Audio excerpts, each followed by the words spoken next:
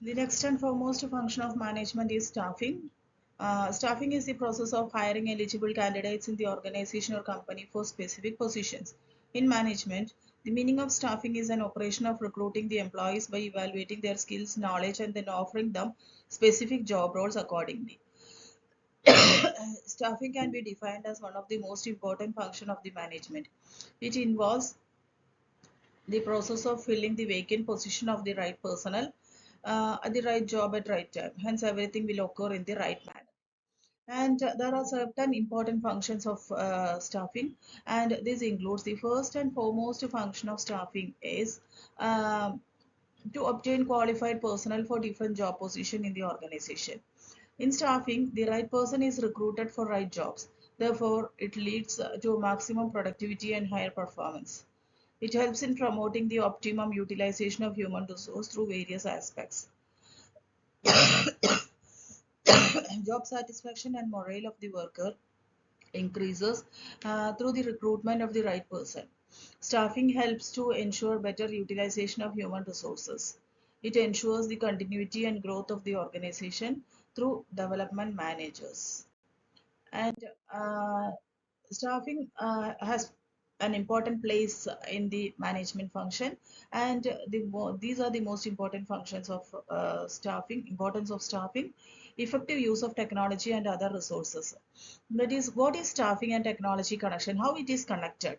Well, it is a human factor that is instrumental in the effective utilization of the latest technology. Humans are using latest technology in staffing the employees and capital, material, etc.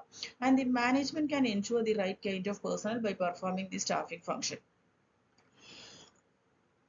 And next one is optimum utilization of human resources. The wage bill of big concerns is quite high. Also, a high amount is spent on recruitment, selection, training, and development of employees to get the optimum output staffing function to be performed in an efficient manner. And another importance of staffing is development of human capital. That is, another function of staffing is concerned with human capital requirements. Since management is required at all levels and to determine in advance the manpower recruitment, and therefore it has to be trained and developed the existing personnel for career advancement. This will meet the requirements of the company in the future.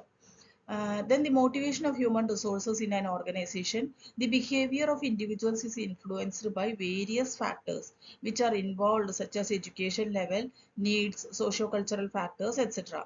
Therefore, the human aspects of the organization have become very important, and so that the workers can also be motivated by financial and non-financial incentives in order to perform their functions properly in achieving the objectives. And next one is building higher morale. The right type of climate should be created for the workers to contribute to the achievement of the organizational objectives. Therefore, by performing the staffing function effectively and efficiently, the management is able to describe the signature and importance which it attaches to the personal working of the enterprise. And next one is about the characteristics of staffing. Staffing has certain characteristics like people-centered, responsibility of manager, human skills, etc. People-centered means staffing can be broadly viewed as people-centered function, and therefore it is relevant for all types of organization.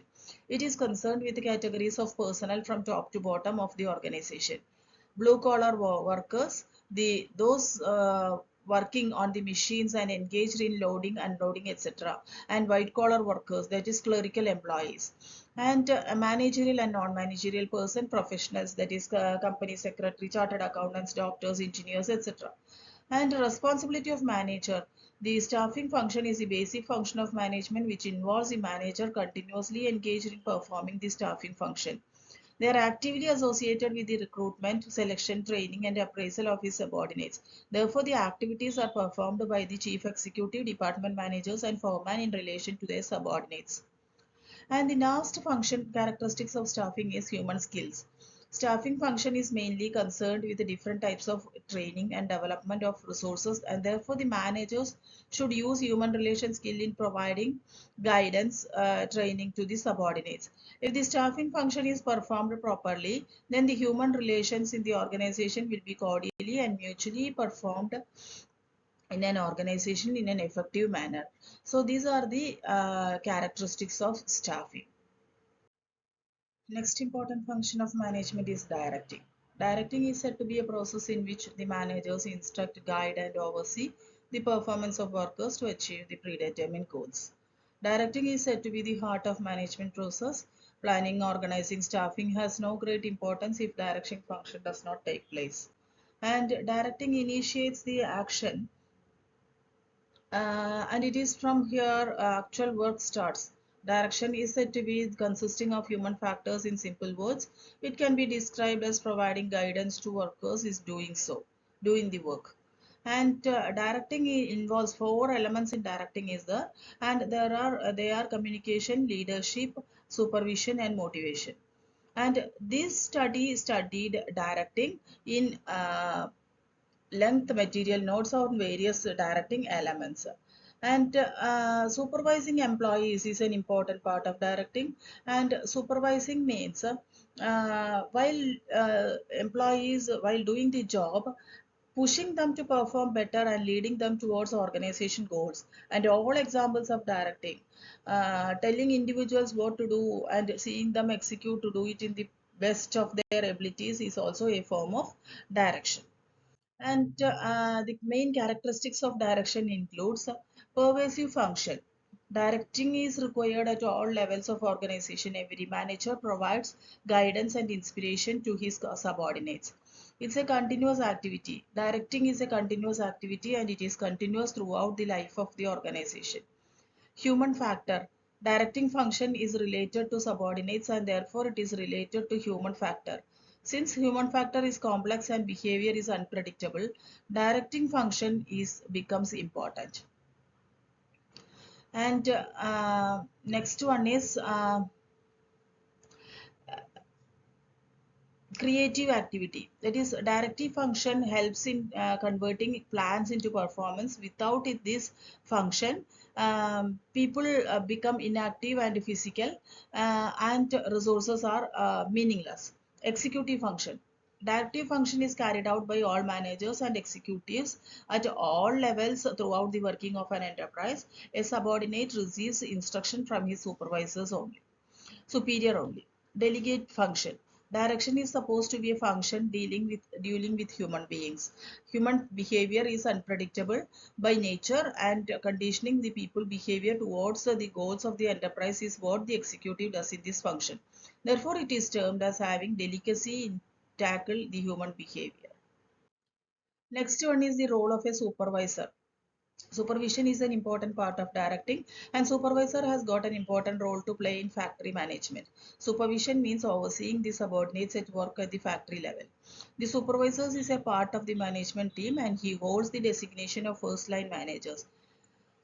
He or she is a person who has to perform many functions which help in achieving productivity. Therefore, supervisor can be called as the only manager who has an important role at execution level. There are certain philosophers who call supervisors as workers. They are yet some more philosophers who call them as managers, but actually he may be called as manager at operative manager. His primary is to manage the workers at operative level of management. And uh, next role, supervisor's role is there are several roles for the supervisors, and there a supervisor has to as a planner, supervisor has to plan the daily work schedules in the factory. At the same time, he has to divide the work to various workers according to their abilities. Then as a manager, it is rightly said that a supervisor is a part of the management team of an enterprise and he is an operative manager.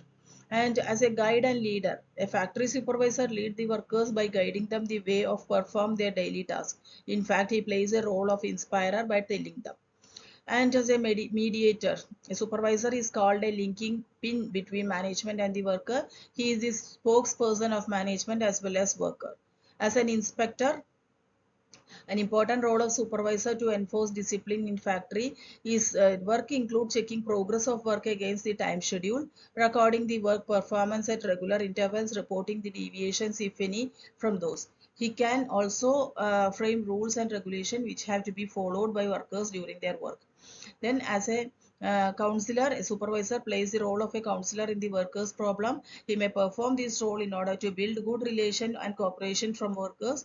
This is done not only by listening to the grievances but also handling the grievance and satisfying the workers. These are all the functions of directing.